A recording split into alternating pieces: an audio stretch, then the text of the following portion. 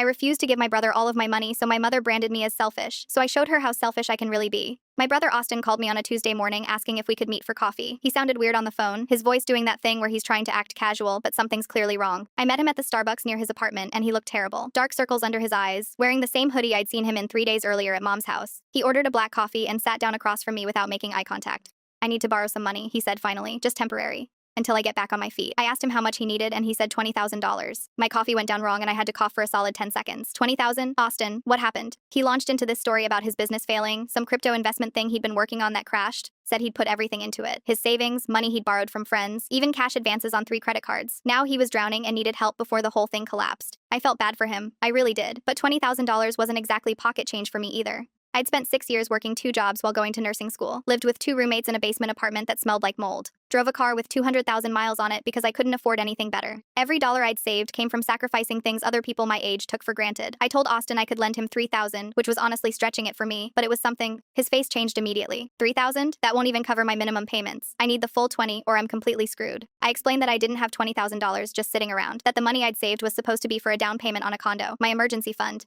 my future. He leaned back in his chair and said, "You have it though, right? In your savings account.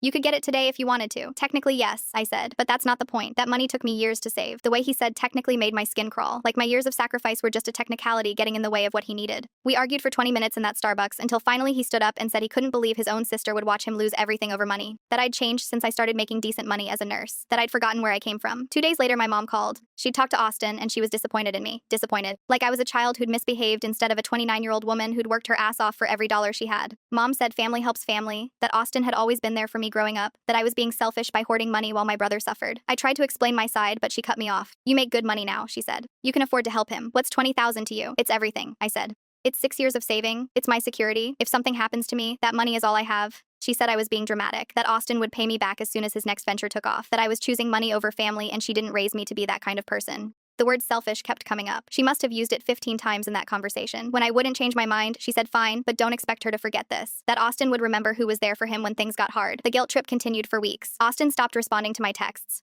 My mom would bring it up every time I called. Even my aunt started making comments at family dinners about how some people forget their roots once they get a little money. 3 months later, I found out the truth about Austin's crypto business. I was at a party when I ran into Jake, Austin's former roommate. He'd had a few drinks and started talking about how crazy it was that Austin had blown through $60,000 in 6 months on that stupid online gambling habit. "Gambling habit?" I said. "I thought it was a crypto investment." Jake laughed. "That's what he told your mom? He's been betting on sports online since last year, lost everything, then kept doubling down, trying to win it back. The crypto thing was just a cover story." My hands started shaking. I pulled out my phone and started searching Austin's social media that I'd muted months ago. There were photos from Vegas 2 weeks after he'd asked me for money. Him at expensive restaurants, at concerts, buying rounds for friends at bars. Every photo dated and tagged. Proof that he'd somehow found money to blow on entertainment while supposedly drowning in debt he'd guilted me about. I took screenshots of everything. Then I drove to my mom's house. She answered the door and immediately started in about how Austin was really struggling and maybe I'd reconsidered helping him. I opened my phone and showed her the photos, all of them, explained what Jake had told me. Watched her face change as she realized what Austin had actually wanted my $20,000 for. But what she said next made me realize this went deeper than I thought. And that's when things took a turn I never expected. "I've always known about the gambling," she said, her voice suddenly calm. "Austin has always been the favorite. I thought you knew that." The words hit me like a physical blow. I'd suspected it my entire life, but hearing her say it out loud, so casually, like she was commenting on the weather, it knocked the air from my lungs. "You knew?" I managed to say. Mom sighed and sat down on the couch, patting the spot next to her. I remained standing. "Of course I knew. He's been struggling with this for years. I've been helping him when I can, but my retirement can only stretch so far."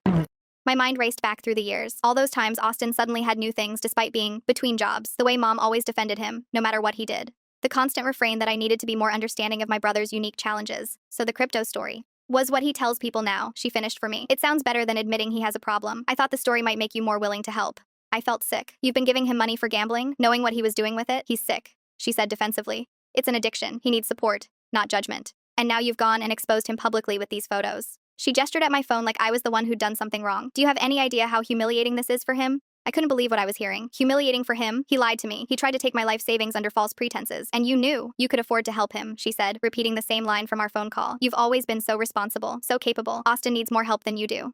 I backed toward the door, suddenly needing to be anywhere but here. "I'm leaving," I said, my voice shaking. "Don't be dramatic," Mom said, standing up. "We need to discuss how we're going to handle this as a family." There is no we anymore, I told her. I walked out and drove home in a daze. By the time I reached my apartment, my phone was already blowing up with texts from Austin, alternating between angry accusations and desperate apologies. I blocked both their numbers without reading past the previews. 3 days later, I got a notification from Credit Karma. My score had dropped 87 points overnight. I logged in to find 4 new credit cards opened in my name, all maxed out. Over $27,000 in debt I never created. My hands shook as I pulled my credit reports. There they were. Accounts opened 2 months ago, right after I'd refused to give Austin money. The addresses were slightly misspelled versions of mine. The phone numbers were 1 digit off. Just enough to get past verification, but still have statements sent to him. He'd stolen my identity. I spent the next day gathering documents, taking screenshots, and filing police reports. The officer taking my statement looked sympathetic when I explained it was my brother. Family fraud is more common than people think, she said, sliding a victim statement form across the desk. Are you sure you want to press charges? Most people withdraw the complaint once they realize their family member could face jail time. I'm sure, I said, signing my name with a steady hand. The calls from unknown numbers started that evening. I answered the first one. I need to drop these charges immediately, Mom's voice hissed through the phone. Do you have any idea what you're doing to this family?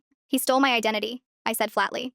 He made a mistake. He was desperate. If you'd helped him in the first place. I hung up and blocked the number. She called from 3 more phones that night. I blocked each one without answering. The next morning, I called a credit monitoring service and placed a freeze on my accounts. Then I sat down at my kitchen table and began the long process of untangling myself from the financial disaster my brother had created and my mother had enabled, all while trying to process that the family I thought I had never really existed at all. 3 days after discovering Austin had stolen my identity, I'm at work, trying to focus on my patients instead of the financial nightmare waiting for me at home. The hospital has always been my sanctuary, the one place where other people's problems take precedence over my own. But today, that sanctuary gets violated too. I'm at the nurse's station updating charts when Melissa from reception calls up. There's someone here for you, she says, her voice strained. Says he's your brother and it's an emergency. My stomach drops. I'm with patients. Tell him I can't.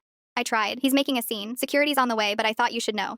I hang up and head for the elevators, my hands shaking. When I reach the lobby, I see Austin pacing back and forth, his face flushed and sweaty. He's wearing the same clothes from 3 days ago, and the dark circles under his eyes have only gotten worse. I need to drop the charges, he shouts the moment he sees me. Do you have any idea what you've done? 2 security guards are already approaching from opposite sides of the lobby. Patients and visitors are staring, some recording with their phones. Austin, you need to leave, I say quietly. This is my workplace. I don't care, he throws his hands up. They're saying I could go to jail. For what? Borrowing money from my sister? You didn't borrow anything. You stole my identity. It's the same thing, his voice echoes through the lobby. We're family. Family helps family. The security guards reach us, one placing himself between Austin and me. Sir, you need to leave the premises, the taller guard says. Austin tries to step around him. Tell her to drop the charges. Tell her what family loyalty means. As they escort him toward the doors, he keeps shouting about betrayal and family obligations. I stand frozen, aware of everyone watching, until my supervisor appears at my side.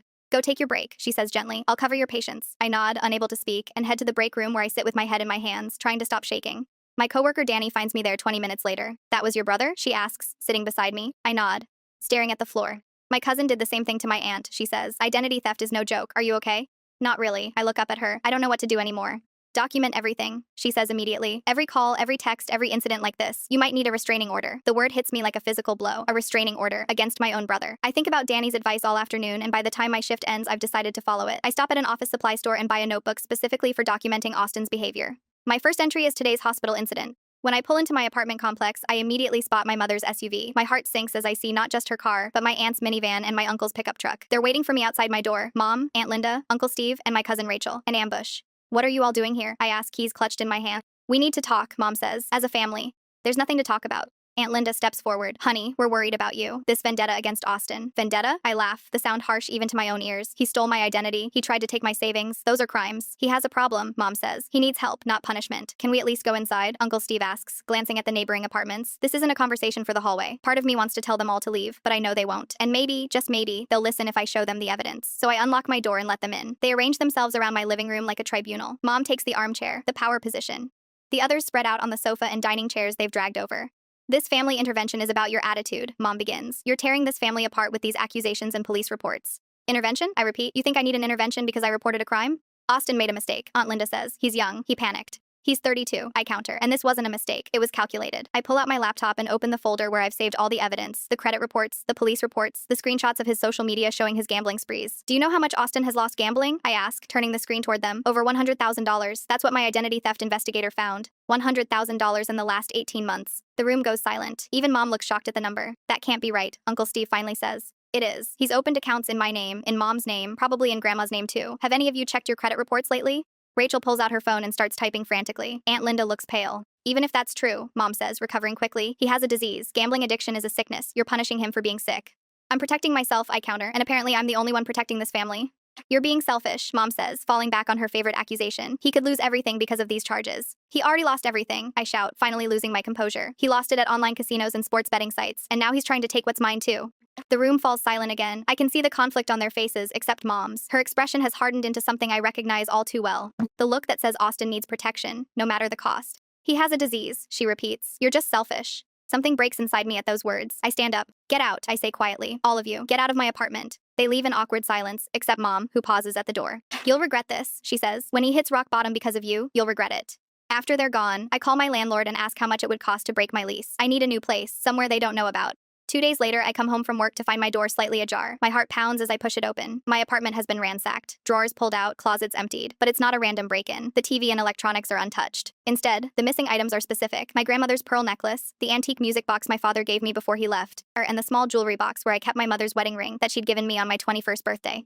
Family heirlooms, things only Austin would know to take. I call the police with shaking hands, and as I wait for them to arrive, I start packing. I don't know where I'm going yet, but I know I can't stay here anymore. Not when Austin has proven there's no line he won't cross. And not when my mother has shown she'll defend him no matter what he does. I'm sitting in a hard plastic chair at the police station when my phone rings for the 14th time. Mom again. I decline the call and watch as another voicemail notification appears. I'll add it to the collection. Miss Reynolds, the detective looks up from his computer. We've processed your brother's arrest. He's being charged with breaking and entering, theft, and violation of the identity theft restraining order you filed last week. I nod, feeling hollow rather than vindicated. What happens now? Well, he'll have a bail hearing tomorrow morning. Given the restraining order violation and his prior charges, I don't expect the judge will be lenient. As I drive home to my half-packed apartment, my phone buzzes with texts from Mom. Asterisk. They're taking away Austin's nursing license because of you, asterisk. Asterisk. How could you do this to your own brother? Asterisk. Asterisk. He made one mistake and you're destroying his entire life. Asterisk. One mistake. As if the identity theft, the harassment at my workplace, breaking into my apartment, and stealing family heirlooms were all a single, momentary lapse in judgment, rather than an escalating pattern of criminal behavior. I've barely walked through my door when my phone rings again. This time it's a number I don't recognize, but the area code is my grandmother's. I answer hesitantly. Hello?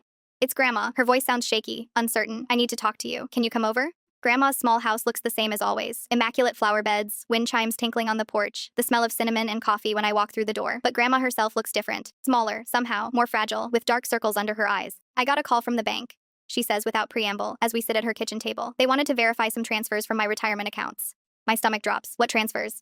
She slides a folder toward me. Inside are bank statements showing systematic withdrawals from her retirement accounts. $5,000 here, $7,000, $500 there. Over $60,000 in total, all in the past 4 months. I didn't authorize any of this, she says, her voice trembling. But they had all the right information, all the security questions. They even had my signature. I flip through the paperwork until I find the signature forms. The handwriting is close to Grandma's, but not quite right. The loop's too tight, the slant too severe. I recognize Austin's forgery immediately, having seen it on my own credit card applications. It was Austin, I say quietly. He's been taking money from everyone. Grandma's hands shake as she reaches for her teacup. Your mother called me this morning. She said you had Austin arrested out of spite, that you were trying to destroy him because he asked for help. That's not what happened. I pull out my phone and show her the photos of my ransacked apartment, the police reports, the credit card statements. He stole my identity. He broke into my home, and now I see he's been stealing from you too. Grandma stares at the evidence, her face crumpling. Why would he do this? I would have helped him if he'd just asked. Because asking means admitting he has a problem, I explain gently, and Austin doesn't want help with his addiction. He wants money to feed it. Aunt Linda calls an emergency family meeting that evening. Her living room becomes the battlefield where years of enabling and denial finally collide with reality. Mom arrives last, her eyes red-rimmed, but her jaw set in that stubborn way I've come to dread. Uncle Steve and Aunt Linda sit together on the sofa. Grandma takes the recliner. I stand by the fireplace, feeling like I'm on trial again. I called this meeting because we need to address what's happening with Austin, Aunt Linda begins, and the fact that he's been stealing from all of us. He has a disease, Mom interjects immediately. He needs treatment, not prosecution. He forged my signature, Grandma says, her voice stronger than I expected. He emptied accounts I've been building for 30 years.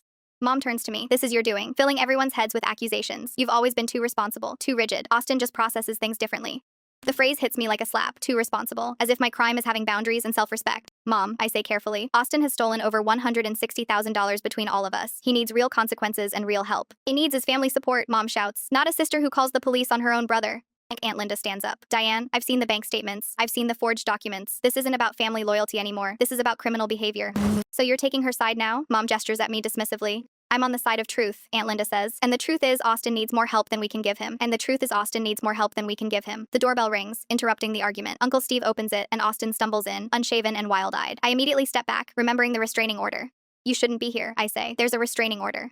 I don't care about your fucking restraining order, Austin slurs, clearly high on something. I need money, now. The room falls silent. Even Mom looks shocked at his appearance. Austin, she says gently, what have you taken? Nothing, he snaps. Just need cash. They're gonna break my legs if I don't pay by midnight. Uncle Steve moves between Austin and the rest of us. Who's going to break your legs?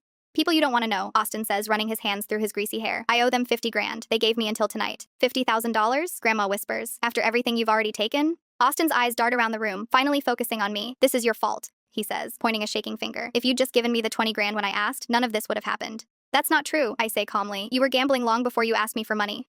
You don't know anything, he shouts. Then turns to Mom. Tell her to drop the charges. Make her give me the money. Mom looks torn, her eyes moving between Austin and me. For a moment, I think I see clarity breaking through the recognition of how far gone he really is. But then she says, she has the money, Austin. She's just being selfish.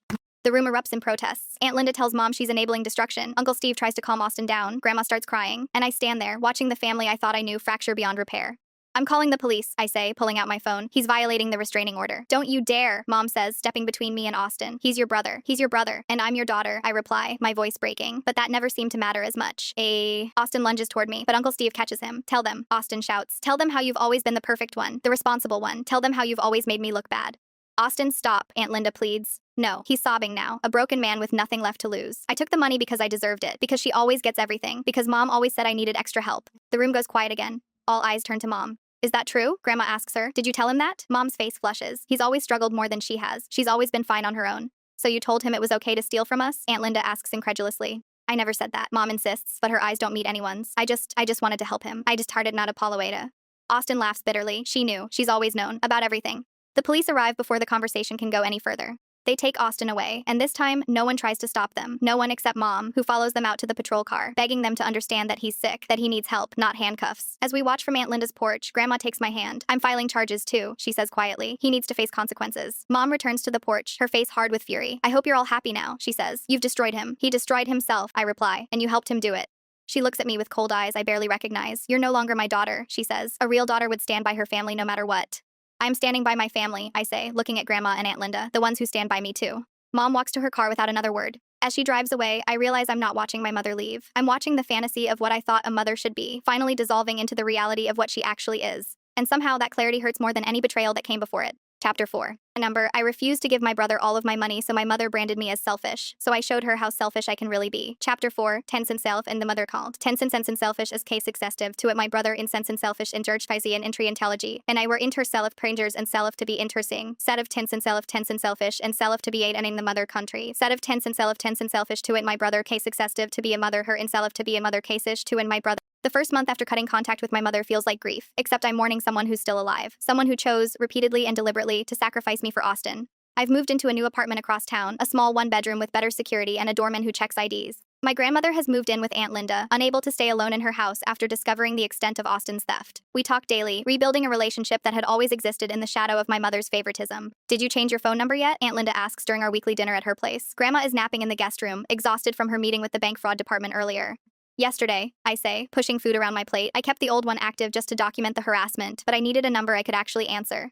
Aunt Linda nods, understanding without needing explanation. We've all developed a new language around the Austin situation, practical discussions about restraining orders, fraud reports, and therapy appointments that avoid the raw emotional wounds underneath. The prosecutor called, she says after a moment. Grandma's case is being combined with yours and 2 others they found. Austin's looking at serious time. I set my fork down. How's she handling that? Better than you'd think. She says consequences are the only thing that might save him now. The word save times catches in my chest. For so long, I'd been told that enabling Austin was saving him, that my boundaries were hurting him. The cognitive dissonance still makes me dizzy sometimes. Have you heard from your mother? Aunt Linda asks carefully. She leaves voicemails on my old number. Still says I'm destroying the family. I try to keep my voice neutral, but the pain seeps through anyway. She showed up at the hospital once, but security had her photo. What I don't tell Aunt Linda is how I still reach for my phone to call Mom when something good happens. How I drafted 3 different texts last week when I received a promotion at work, before remembering there's no one on the other end who would celebrate my success without comparing it to Austin's failures. 2 weeks later, a letter arrives in my mailbox with no return address. The handwriting is familiar enough to make my heart race, but not my mother's or Austin's.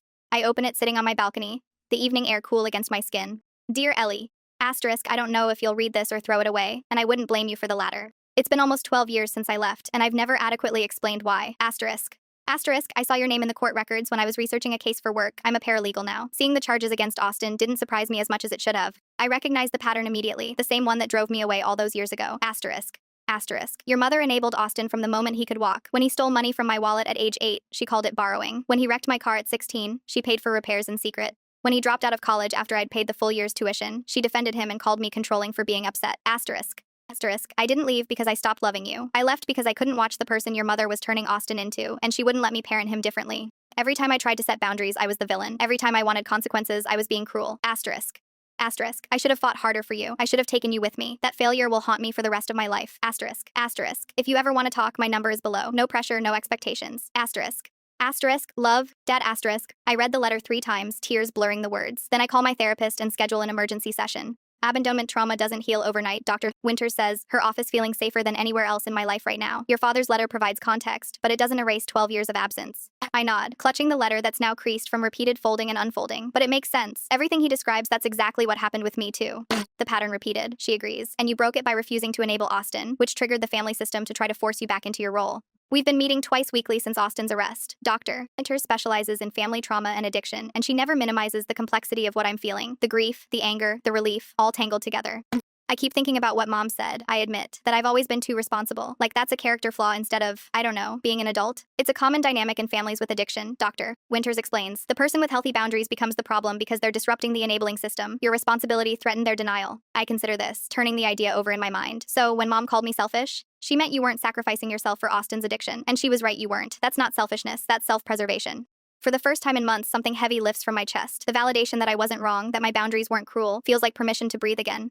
Austin enters a court-mandated rehab program after serving 60 days in county jail. I learned this from Aunt Linda, who hears it from her friend who works in the courthouse. I don't visit him. I don't call. But sometimes I wonder if this rock bottom, the one my mother was so afraid of, might actually be the thing that saves him. I don't call my father either. Not yet. His letter sits in my bedside drawer, a conversation for when I'm stronger. For now, I focus on rebuilding my credit score, my career, my sense of self outside the family drama that defined me for so long. 6 months after the family meeting at Aunt Linda's house, another letter arrives. This one has the rehab center's logo in the corner and Austin's handwriting on the envelope. I almost throw it away unopened, but something stops me. Asterisk Ellie, asterisk. Asterisk, I'm working step 9 of the program, which is making amends to people I've harmed. My counselor says I should write these letters even if I never send them, but I wanted you to have this one. Asterisk. It is a papal of asterisk counts. Asterisk. I'm sorry for stealing your identity and breaking into your apartment. I'm sorry for taking the family heirlooms that meant so much to you. I'm sorry for blaming you when I got caught. Asterisk. Asterisk. I'm sorry for every time I made you feel like your boundaries were wrong or your success was something to be ashamed of. I'm sorry for letting Mom pit us against each other and for using her favoritism to my advantage. Asterisk. Asterisk. I'm not asking for forgiveness or for you to be in my life again. I understand why you pressed charges and why you cut contact. You were right to do both. The consequences finally forced me to face what I'd become. Asterisk. Asterisk. I'm working with the DA on a payment plan to make financial restitution to you and Grandma. It will take years, but I'm committed to paying back every dollar I took. Asterisk. Asterisk. I hope you're finding peace. Asterisk.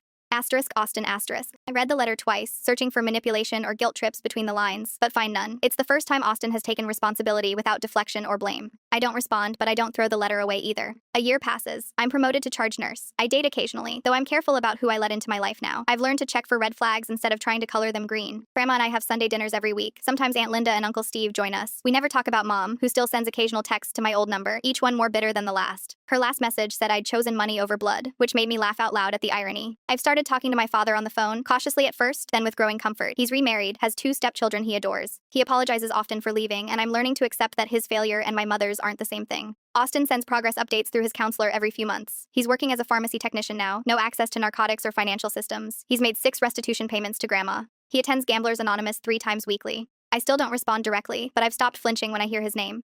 At night, in my quiet apartment with its new furniture and fresh start, I sometimes think about what my mother said that day at her house, that Austin has always been the favorite. The words that once cut so deeply have lost their power to wound. Because I've learned that being the unfavorite child of Diane Reynolds means I develop strength, independence, and boundaries.